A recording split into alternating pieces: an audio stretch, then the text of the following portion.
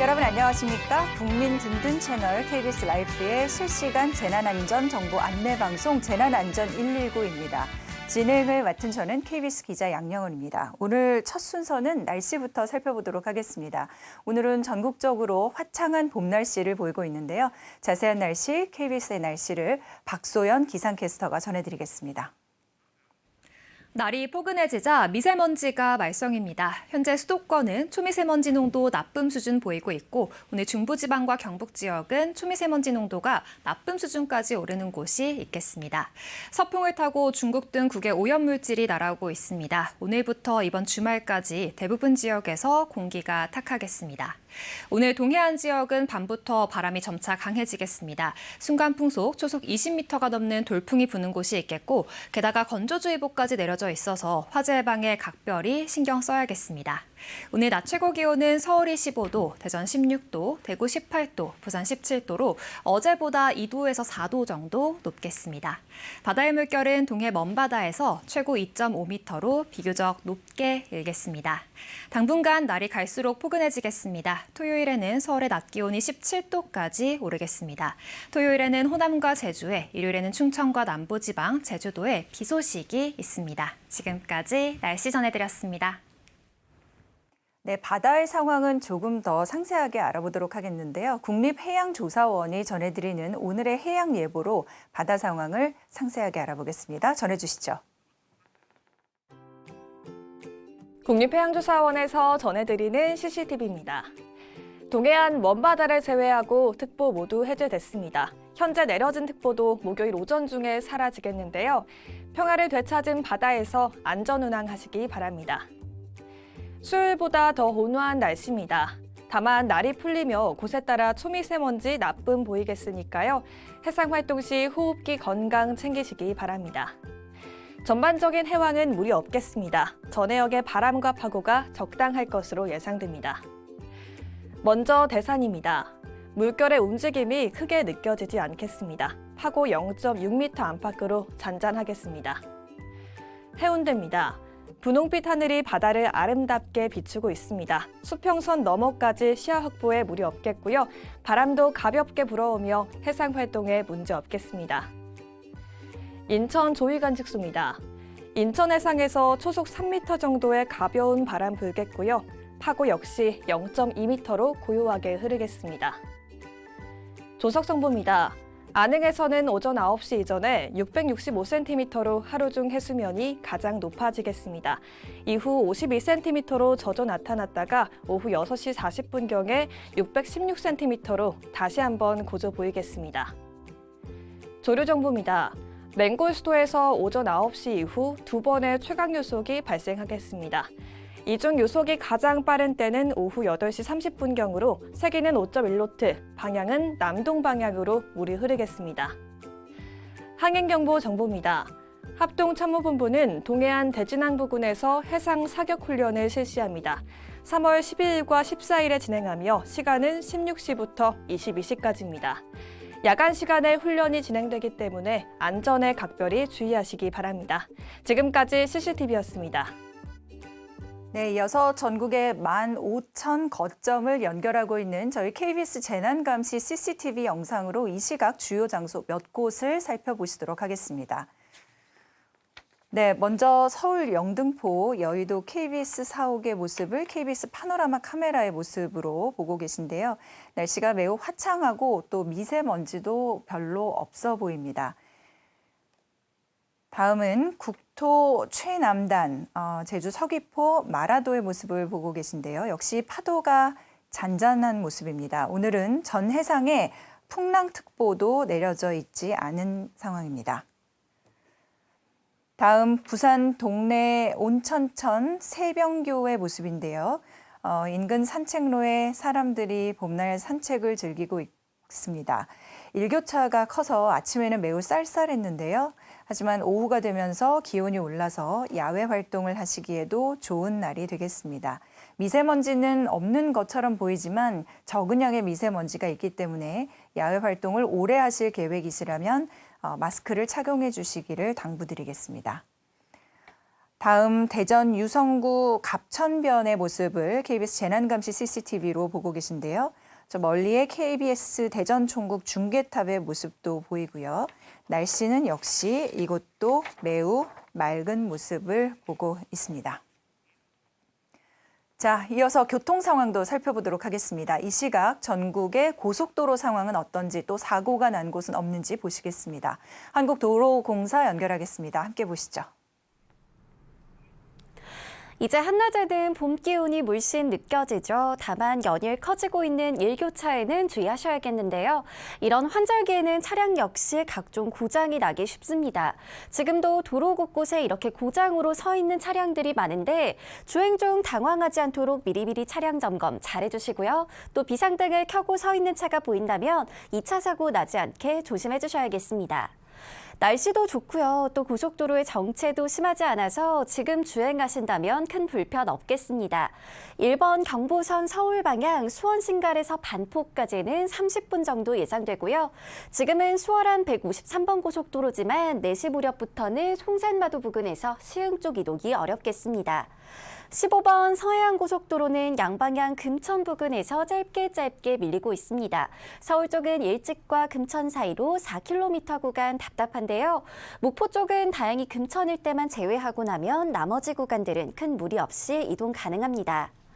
100번 고속도로 역시 많이 불편하진 않습니다. 경기 서쪽 일산에서 판교 방향은 서운분기점부터 송내까지, 반대 판교에서 일산 쪽으로는 장수부터 송내까지 3-4km씩 밀리고 있고요.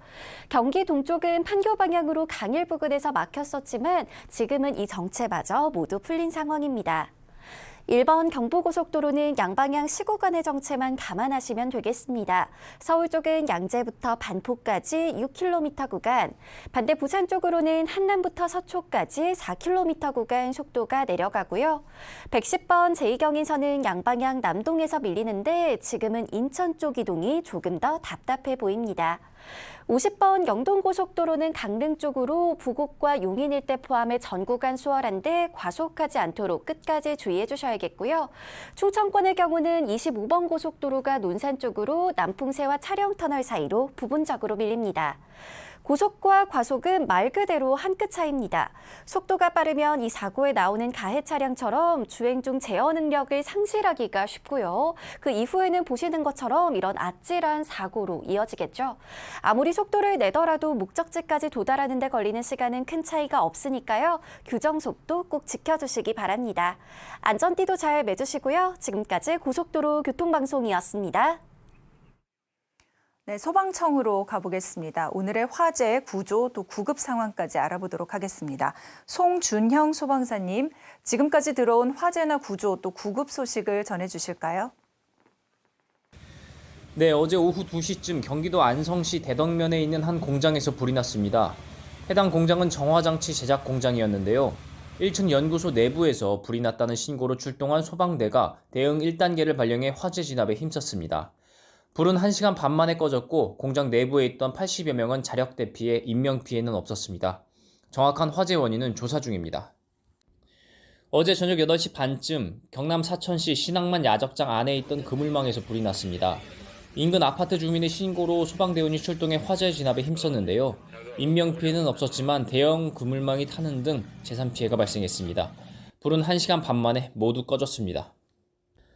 어젯밤 10시가 조금 넘은 시각 경북 문경시 신기동의 한 폐기물 재활용 공장에서 불이 났습니다. 공장동 안에 있던 기계에서 원인 미상의 불이 난 것으로 추정하고 있는데요. 이 불로 인명피해는 없었지만 공장동 한 동의 절반가량이 탔고 고형 연료 약 20여 톤이 소실되는 등 재산 피해가 발생했습니다. 정확한 화재 원인은 조사 중입니다. 어젯밤 11시쯤에는 강원도 춘천시 신부급에 있는 고물상에서 불이 났습니다. 고물상 내 주택에서 불이 났다는 신고였는데요. 이 불로 40대 남성 1명이 부상을 입었고 조립식 컨테이너 주택 일부와 집 안에 있던 가재도구가 탔습니다. 정확한 화재 원인은 조사 중입니다. 일교차가 크고 건조한 날씨 탓에 전국적으로 화재가 많이 발생하고 있습니다. 이럴 때일수록 매일 하던 일이라도 한 번 더 안전 점검을 하면서 화재 예방에 힘써야 할 것 같습니다. 지금까지 소방청에서 전해드렸습니다. 네, 만약에 내가 살고 있는 아파트에서 불이 났다고 하면 어떻게 행동을 해야 할까요? 이번에는 아파트 화재 시의 대응 요령을 기획 영상으로 보실 텐데요. 아파트 내에 다른 집에서 불이 나서 복도나 계단에 연기가 가득 찼을 때는 성급하게 문을 열지 말고 집 안에 대기하면서 문틈을 막고 구조 요청을 해야 한다고 합니다. 영상으로 함께 보시겠습니다.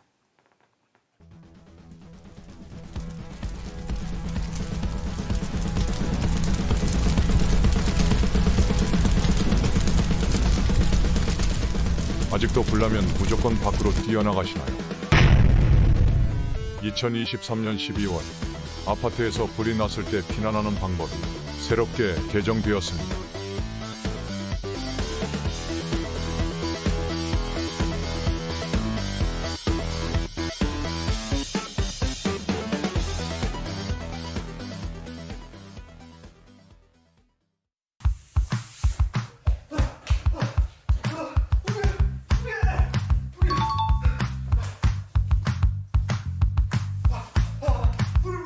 화재 사실을 집에 있는 사람에게 알립니다.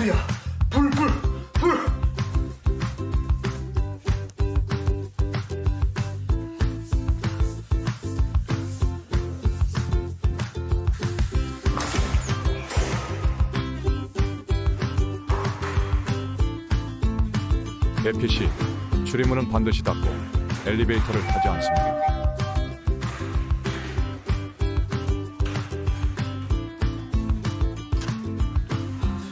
계단을 이용하여 낮은 자세로 지상층, 옥상 등 안전한 장소로 대피합니다.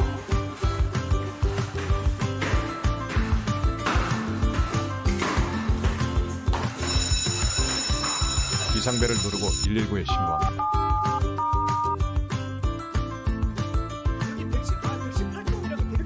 빨리 앞에 2층. 화재 사실을 집에 있는 사람에게 알립니다. 대피 공간, 경량 칸막이, 하향식 피난구 등이 설치된 곳으로 이동하여 대피합니다. 대피 공간 등이 없는 경우 화염과 연기로부터 멀리 이동하여 문을 닫고 젖은 수건 등으로 틈새를 막습니다.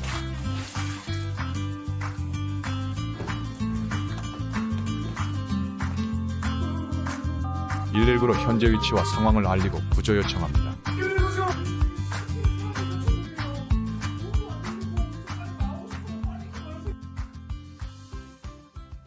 네, 지금까지 소방청이 직접 기획 제작한 기획 영상을 보셨는데요.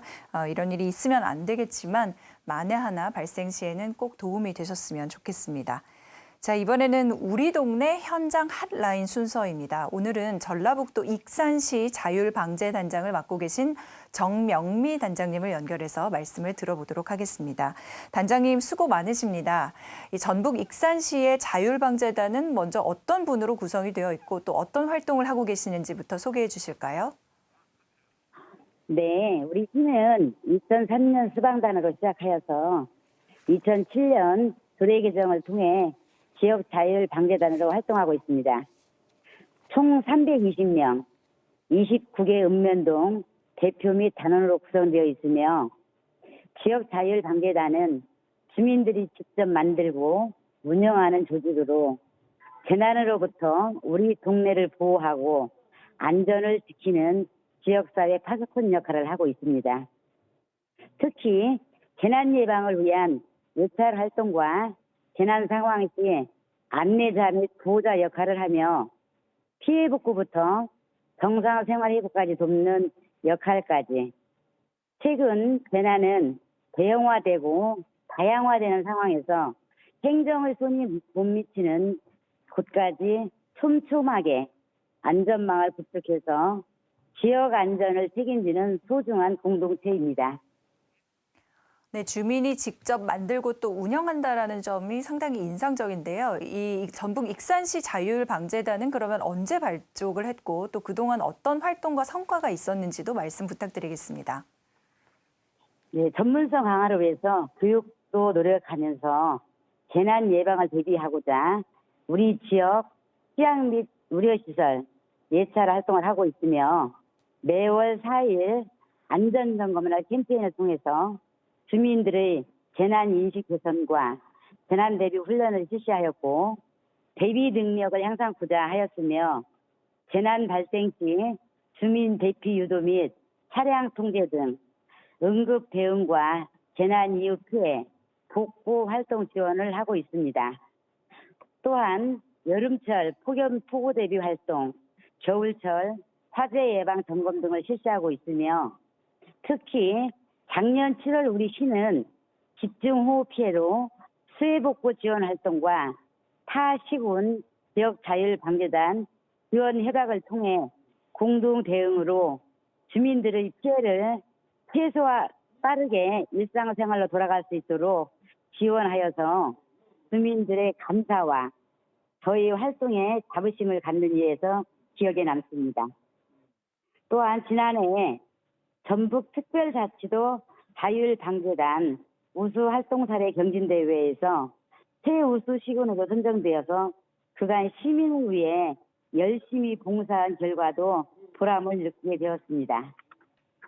네, 전북도에서 최우수 사례로까지 선정되셨다니까 축하를 드리고요. 요즘은 그러면 주로 어떤 활동을 하고 계시고 또 오늘은 어떤 활동을 하셨는지요?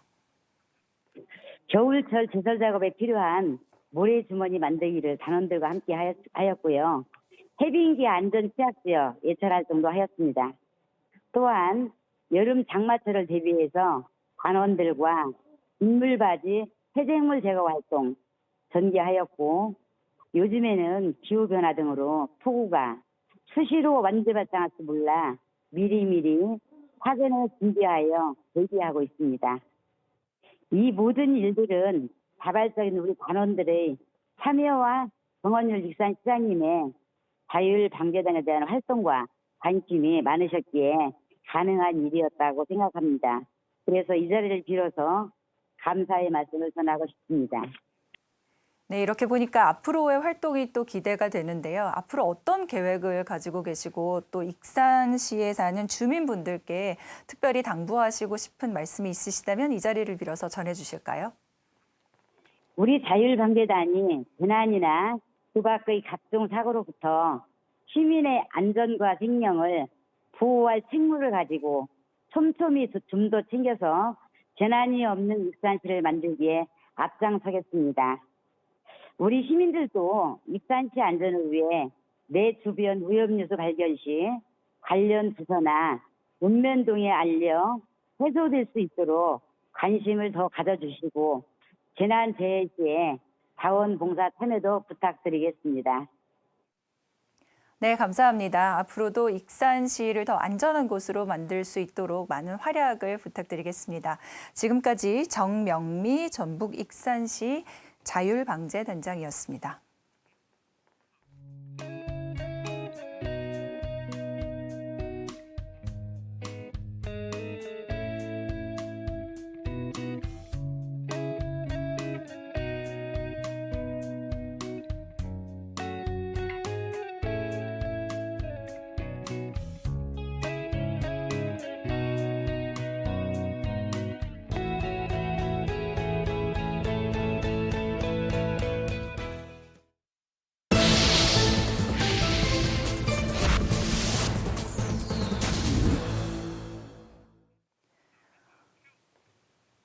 네, 실시간 재난안전정보 안내 방송 재난안전 119는 나라의 안전, 안보와 관련된 정보도 전해드리고 있습니다. 오늘의 안보 토크는 백승주 전쟁기념사업회장과 함께합니다.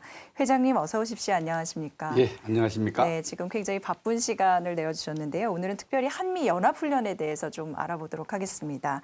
올해 한미연합훈련은 보니까 자유의 방패라고도 하던데요. 이게 오늘까지였죠?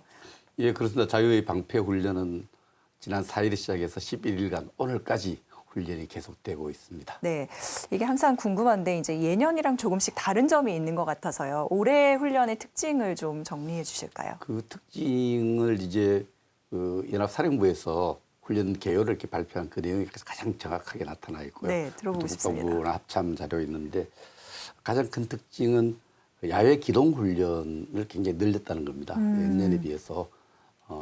지수 훈련이 있고 야외 실제로 육군 해군공무 야외에서 기동 훈련을 지난해 한 23차례 했는데 네. 올해는 48번, 그게 2배 이상 늘어났다는 그렇네요. 거죠. 그리고 이거 참 심각한데 지금 우리가 편안하게 이렇게 방송을 보고 또 여러 가지 선거를 하고 있지만은 굉장히 무시무시한 훈련이 진행되고 있어요. 무시무시한 훈련이요? 그렇죠. 북한이 지금까지는 핵능력을 저지하기 위한 네. 핵능력 향상을 저지하기 위한 대북 정책의 군사 그렇죠. 정책 핵심인데 이런 북한이 핵을 가진 것으로 전제하고 그것을 전술적으로 사용할 때 우리가 어떻게 해야 될 건가? 제일 중요한 게 탐지를 해야 되죠. 네. 전주 사용하려는 징후가 있을 때 그렇죠. 탐지하고 탐지위리 탐지하고. 그것을 사용하지 못하게 하는 그런 훈련이 또 있어야 되죠.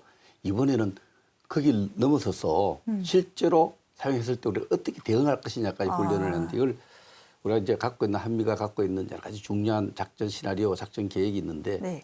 그것이 이제 계속 업데이트 돼 가는 거 상황 변화에 따라서 네네. 거기에 따라서 핵 사용을 실제 할 때 어떻게 할 건가에 대한 훈련이 반영되었다. 이건 라 카메라 연합사령관이 직접 밝힌 내용이고 네. 신원식 국방부 장관도 밝힌 내용에서 굉장히 무시무시한 내용이 들어있다는 그렇네요. 거고요. 네, 맞습니다. 그리고 예년과 달리 그 유엔 참전국가 중심으로 한국과 미국의 연합훈련을 넘어서서 10개 나라가 이렇게 동시에 참가를 하고 있어요. 네. 태국, 필리핀, 뉴질랜드, 콜롬비아, 프랑스, 벨기에, 호주, 영국, 그리스 이렇게 해서 국제사회가 여기 훈련에 동참하고 있다는 부분. 이런 국제사회와 부분, 함께. 예, 그래서 이 내용 중에서 지금 진행되고 있는 우크라이나 상황과 특히 하마스와 이스라엘 간의 어떤 전쟁 양상 이런 네. 부분도 훈련 시나리오에 반영돼 있어서 어떤 우리 대한민국이 처한 여러 가지 안보적 상황에 대해서 종합적으로 군사적 차원에서 한미가 대비하는 그런 훈련을 네. 지금 지난 10일간 해왔습니다. 그렇군요. 말씀하신 대로 야외 기동 훈련이 23차례였다면 올해는 48차례로 거의 그렇습니다. 2배 이상이 늘었으니까 이게 굉장히 최대 규모라고 거의 보이는 것 같아요. 이 규모는 내년에는 이제 미군이 얼마 참가하고 우리 군이 얼마 참가하고 어떤 전략 자산들이 운용되고를 밝히는데 원래는 여러 가지 목적에서 그것을 약간 보완으로 처리하고 있습니다. 그렇군요. 예. 다 밝힐 수 없는 내용이 당연히 있을 것 같고. 근데 듣기로는 그 공대지 폭격 훈련까지 이루어졌다고 하는데 조금 더 구체적으로 훈련이 어떻게 이루어지는지 물론 이제 군사 비밀은 이제 지키고. 제일 중요한 게 그거죠. 북한이 핵을 실제로 전술 사용할 것이 대비를 하는 훈련 가장 중요한 것이 사용할 징후가 있을 때는 북한 핵무기 손으로 던질 수가 없어요. 폭격기 실든가 네. 장사정포 그러겠죠. 미사일 실어야 되죠. 네. 그 발사 기지를 폭격하는 훈련을 해야 돼요. 그 전투기라든지 장거리 우리 미사일을 통해서 발사를 또 못하게 그 막으면. 발사 기지를 파괴하는 네. 정밀 타격 훈련을 해야 되는 겁니다. 정밀 타격 훈련이 이루어졌고 또 가장 걱정하는 것이 이제 선거를 앞두고 또 여러 가지 북한이 여러 가지 목적을 갖고 교란을. 서해 지역에 이제 해상에 네. 특수부대를 침투시켜서 우리 안보를 위협할 때 이 그 침투한 북한군 특수군을 해상 침투한 북한군을 가장 빠른 시간 안에 격파하는 이런 훈련, 이걸 대규모 해상 특수작전 훈련이라고 이름을 붙였습니다만 네. 이런 훈련을 많이 했고요. 또 하마스와 그 이스라엘 간의 어떤 인지를 갖고 이렇게 지금 전쟁이 시작되고 또 그렇게 계속 진행되고 있거든요. 네네. 그런 점에 대해서 이게 이제 군부대 혼자서 이거 할 수가 없어요. 이제 그런 부분에서 군부대와 군부대 밖에 여러 가지 정부 조직과의 협력해서 테러에 그렇겠죠. 진압하는 네. 그런 훈련도 같이 했는데 이것을 뭐 인지전 능력이라 이렇게 인지전, 네, 코그니티브 오페어라 네네. 현대적 용어를 씁니다만은 우리 늘 해왔던 겁니다. 이런 부분을 종합적으로 이번에 했습니다. 네. 그러면 지금 말씀을 들어보니까 뭐 진짜 선거를 앞두고 있고 항상 이렇게 어떤 중요한 국가 중대사가 있을 때는 더더욱 북한의 어떤 도발 징후 이런 게 예민하게 다가오기 때문에 말씀하신 그 대테러 훈련이 굉장히 중요하다는 생각이 드는데요. 이 보면은 한미 연합 훈련 기간에도 군 훈련뿐만 아니라 뭐 경찰도 있고 소방도 있고 각 기관이 함께 협력을 해서 이 하는 대테러 훈련은 이거는 계속 해온 연장선상의 훈련인 거죠. 그렇습니다. 근데 우리가 이제 미국은 해외에서 작전을 많이 하지 않습니까? 네. 해외에서 작전을 할 때 그 상대 국가, 협력하는 국가의 군부대와 협력을 했던 협동작전을 많이 했는데 육군, 해운공군. 네네. 실제 작전을 해보니까 군부대 밖의 기관도 굉장히 중요하다는 거죠. 정부기관들, 그렇겠죠. 소방서라든지 경찰서라든지 방송국이라든지 이런 부분들에 대한 훈련. 특히 테러 활동에 대해서 이런 노력이 굉장히 필요합니다. 네. 지난 6일이죠. 여의도 KBS 방송 네, 인근에서 맞습니다. 대테러 훈련을 했는데 실제로 굉장히 중요한 훈련이죠. 그 대테러 작전을 하는데 누구하고 협력을 해야 될 거 아닙니까? 그쵸. 특히 KBS하고 협력해야 되지 않습니까? 맞습니다. 여의도 구청장하고도 영등포 구청장하고도 협의를 해야 되고 네. 이런 그 훈련을 했는데 이걸 미국에서 2000년 초부터 굉장히 발전시켜 있는 이론이 있어요. 인터 에이전시 오퍼레이션이라고 합니다. 인터 에이전시 이건 오퍼레이션. 뭐냐면 군부대와 네.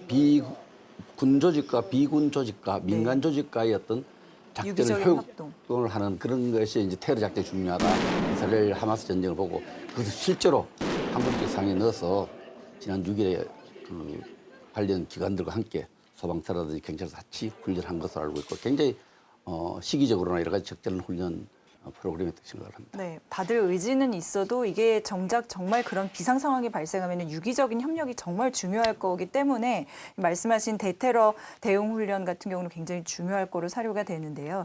특히 이 말씀해주신 KBS 중심으로 한 훈련은 저희가 어쨌든 국가 기관 방송이기 때문에 이게 좀 특별한 목적과 의미를 가지고 진행되지 않았나 싶기도 한데요. 그렇습니다. 그 조금 어려운 용어로 이제 라카메라 연합사령관도 설명하고 우리 군사 전문가들이 나와서 코그니티브 인지전, 오페어, 인지전인데 월페어. 인지전이라는 게 전투 요원 도발한 사람과 공자와 방자, 공격한 사람과 방어하는 사람, 도발한 사람과 도발을 억제하는 사람들 사이에 마음의 심리적 흐름이에요. 이 흐름을 이기기 위해서는 잘 관리해야 된다는 거죠. 그렇죠. 제가 인지전의 가장 인상적인 부분은 이순신 장군이에요. 우리가 저 노량해전에서 본인이 총탄을 맞아서 그게 1597년 11월 19일쯤인데요. 그 승정원 일기에 기록되어 있다 그러죠. 죽기 전에 내 죽음을 알리지 말라. 적에게 알게 하지 말라. 알리지 마라. 이 말은 인지전. 내가 죽음으로써 이쪽은 사기가 충천해 이쪽 사기가 떨어지잖아요. 그렇죠. 그 사기의 어떤 변화를 막기 위한 인지전이고 이순신 장군의 내 죽음을 저에게 알리지 마라. 네. 현대적 용어로 막 인지전인데 전투하는 장병들의 심리적 흐름 이길 수 있다. 완전히 이겼다 하는 거하고 야 힘든데 하는 거하고 완전히 다르거든요. 그렇죠. 그래서 이길 수 있는 여건을 만드는데 가장 중요한 게 뭐겠어? 사이버 방송 이런 거죠. 그래서 KBS 그러다 그런 보니까? 역할을 잘 해야 됩니다. 네. 테러가 났는데 어쩔 줄 모르게 국민을 만들 수 있는 것도 방송이고 아니야. 저건 우리 정부를 믿고 있으면은 관련 기관들하고 협조해서 관리가 저기에 관리할 네. 거다 이런 믿음을 주면은 효과를 자꾸 작전할 수 있는 거예요. 우왕좌왕하지 않게. 이번에 인지전 실험을 했다고 라카메라 연합사령관이 계속 이야기해서 이게 뭐 처음 하는 것도 아닌데 내가 이순신 장군이 제일 잘한 게 인지전이 아닐까 마지막 순간에 네. 내 죽음을 저에게 알리지 마라. 저기 사기를 올리지 말고 우리 사기 떨어지지 말라는 거죠. 그 기록이 승정원 일기에 있다 그래요. 내 죽음을 적에게 알리지 말라. 사실 그 인지전이라고 하면은 일반 이제 국민으로서는 굉장히 어려운 어려운 용어죠. 단어인데 어렵습니다. 이거를 이렇게 이순신 장군의 일화와 연결지어 설명을 들어보니까 훨씬 더 알기가 쉬운 것 그거 좀 같습니다. 그렇게 설명해 보려고 제가 좀 고민 좀 했습니다. 잘 이해가 되죠? 회장님, 네, 정말 와닿았습니다. 네, 그게 인지전입니다. 그리고 사실 그 인지전 같은 맥락에서 또 궁금한 게 그러면 이제 북한도 사실 그런 부분을 감안하고 훈련 때 맞대응을 한다고 저는 생각을 하거든요. 늘 해왔죠. 근데 보면은 올해는 좀 맞대응 수위가 평소에 비해서 조금 그렇게까지 고조되지 않았다는 느낌이 3월 들어서 3일에 조금 여러 나라가 참가하는 훈련에 대해서 유감을 표시하고 이로 인해서 조성되는 여러 가지 전쟁 분위기에 대한 책임을 지우겠다. 이게 약간 협박성 성명을 내고는 김정은이 그 군부대를 몇 차례 방문하고 오늘 아침 뉴스 보니까 탱크를 직접 모습까지 맞습니다. 보여주고 그랬어요. 네, 네, 맞습니다. 이 정도 했는데 사실은 그 성명서 내용이 하나 중요한 진실이 하나 담겨져 있어요. 어떤 진실인가요? 3월 4일 성명서에 보면은 북한군의 수많은 장병들이 생산 현장에 일하고 있는데 열중하고 있는데 우리는 전쟁 연습을 한다 이렇게 이야기를 하고 있고 뭐냐면은 북한의 고민이 경제난 때문에 많은 장병들이 생산 현장에 있고 우리가 연합훈련하면 이 사람들이 다시 또 정말 끌어내야 해야 되거든요. 되잖아요. 그렇죠. 이런 어떤 체제 내부의 아픔을 이번 성명에 담아놨어요. 내가 보고 왜 저걸 했을까? 북한이 참 어렵구나 이런 생각이 좀 들었어요. 북한이 어렵기 때문에 그런 부분까지도 여실히 노출을 했다라고 회장님께서 해석을 하고 계신 거군요. 예, 그렇습니다. 네. 근데 이제 조금 더 자세히 얘기를 해보면요. 그 지난해 한미연합 연습대를 보면 이 뭐 대륙간 탄도미사일 ICBM 발사에다가 잠수함 발사 순항미사일 뭐 이런 발사도 있고 굉장히 강경한 맞대응이었거든요. 그럼 올해는 특별히 조금은 잠잠한 이유가 말씀하신 대로 북한 내부가 너무 어렵기 때문인가요? 첫째는 이제 자꾸 외국어를 써서 그렇습니다만 SC 전략적 메시지라 커뮤니케이션이라 그러는데 미국과 한국의 어떤 메시지가 너무나 명확해요. 네. 도발하면은 그냥 두지 않겠다. 그렇죠. 여기에 대한 어떤 우리가 북한이 계속 강조했던 메시지가 먹혀들었다. 북한이 좀 위축되었다 이렇게 볼 수 있고요. 이게 이 훈련 기간 동안에 북한이 도발했을 때는 득보다는 실이 많다고 판단을 할 수 있는데 사실 보면은 이제는 우리한테 막 위력 시위를 해서 겁줄 수 있는 그런 시위할 수 있는 자산도 별로 없어요. 이제 핵무기 실험 한 번 남아있거든요. 7차 핵실험. 실질적으로. 그 핵실험 한 번 더 해봤자 이거 6번 했기 때문에 핵무기 가진 걸로 돼 있기 때문에 7번 하나, 8번 하나, 9번 하나 별 의미가 없어요. 그런 측면에서 북한으로서는 야 이래도 겁 안 먹고 저래도 겁 안 먹고 조금 약간 지친 모습이 들긴 드는데 그래도 방심을 하지 말아야죠. 그렇죠. 끝나고 나서 무슨 도발할지 모르니까. 맞습니다. 약간은 위축되어 있는 느낌이 들었습니다. 보여주기식으로 얻을 게 그렇게 많지 않다라는 판단도 있지만 여전히 방심은 금물이다. 그렇습니다. 네, 그렇게 알겠습니다. 근데 이 NLL 일대에서는 또 GPS 전파 교란이 있었다는데 이건 또 무슨 일인가요, 그럼? 합참에서 발표했죠. 훈련 기간 동안에 북한이 서해 우리 함정과 전투기에 대해서 그 전파 교란 작업을 했는데 신호가 약해서 별로 피해는 없었다. 네. 이렇게 하는데 사실 북한이 GPS 교란 연습 또 군사 연습은 2010년대 이후로 간헐적 쭉 해왔어요. 제가 볼 때는 간보기가 아닐까. 우리가 전파 교란 연습을 하는데 신호를 보냈는데 한미연합 자산이 그것을 파악하는지 네. 간보는 측면이 좀 간보기. 예, 간보기 측면이 강했고 실제로 이게 전파 교란이 실제로 딱 작동이 되면은 강력하게 작동되면 우리가 갖고 있는 첨단 무기들이 무용지물이 돼요. 이 부분에 대해서는 북한은 조금 우리가 약한 신호를 보냈는데도 네. 우리가 전파 교란 작전을 하고 있다는 것을 알고 있는지 없는지를 간보게 했는데 우리가 하고 있다 네. 밝혀버렸어요. 그래서 북한도 이제부터 조금 허를 좀 찔린 부분이 아닐까 싶습니다. 북한으로서 허를 찔린 부분이 있다라는 그렇습니다. 말씀입니다. 왜냐하면 이전보다는 굉장히 약하게 신호를 보냈거든요. 네. 근데도- 실제로 하려는 것이 아니라 그런데도 우리 합참이 바로 그 다음날 지난 5일부터 7일 사이에 북한이 서해에서 GPS 전파 교란 신호를 보냈다. 합참에서 발표하니까 움찔할 거 아닙니까? 그렇죠. 탐지 능력이 네. 좀 대단하다. 이렇게 그렇죠. 느꼈겠죠. 그렇게 느낄 수 있습니다. 네. 그다음에 이게 한미 연합 훈련이 항상 이루어질 때 보면은 무슨 미국 공군의 전략 폭격기가 한반도에 전개됐다. 또 뭐 해군의 항모가 왔다. 막 이게 또 뉴스가 되잖아요. 근데 올해는 그러면 이 전략 자산, 미국 전략 자산의 전개가 어땠나요? 앞서 말씀드렸지만은 우리 군하고 미군이 전략 자산의 운용에 대해 디테일하게 발표는 안 했어요. 그러나 훈련 내용에 대해서 라 카메라 그 연합사령관이 핵 능력 향상 저지가 아니라 실제 핵 사용 저지를 위해서 정밀 폭격 훈련도 하고 여러 가지 했다. 정밀 폭격 훈련 했으면 하기 위해서는 이러한 전략 자산이 운용돼야 돼요. 그렇기 때문에 구체적으로 말씀 안 드리겠습니다만은 북한이 핵 사용에 대비한 훈련이기 때문에 거기에 따르는 모든 자산들이 운영되고 테스트되었다 이렇게 볼 수 있습니다. 네.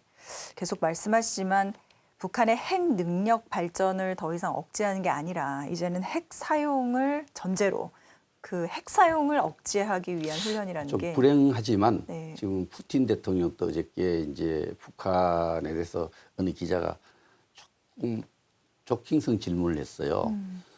미국이 한국에 핵우산을 씌워주듯이 네. 북한도 핵우산을 러시아가 씌워주면 되지 않겠느냐 했더니 이미 북한은 핵을 갖고 있다 이렇게 인정하는 발언을 했는데 이 국제사회에 푸틴이 인정을 하고 이번에 훈련 내용도 보면은 외교적으로는 NPT 체제에서 북한 핵은 가졌다고 인정할 수가 없어요.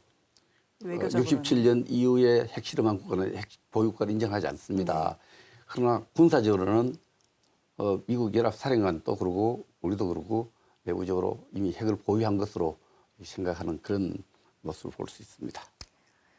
네, 그래서 또 한미연합훈련이 더 중요해지는 게 아닌가 싶은데요. 이 한미연합훈련 보면 이름이 좀 여러 개인 것 같아서 뭐 예전에는 팀 스피릿이다 이렇게 불렸던 적도 있고 또 요즘은 을지 프리덤 가디언 뭐 이렇게도 부르고 이 역사를 좀 한번 회장님 나오셨을 때 그렇죠. 정리해볼까요? 연합훈련 대부분 사람들 헷갈릴 수 있어요. 좀.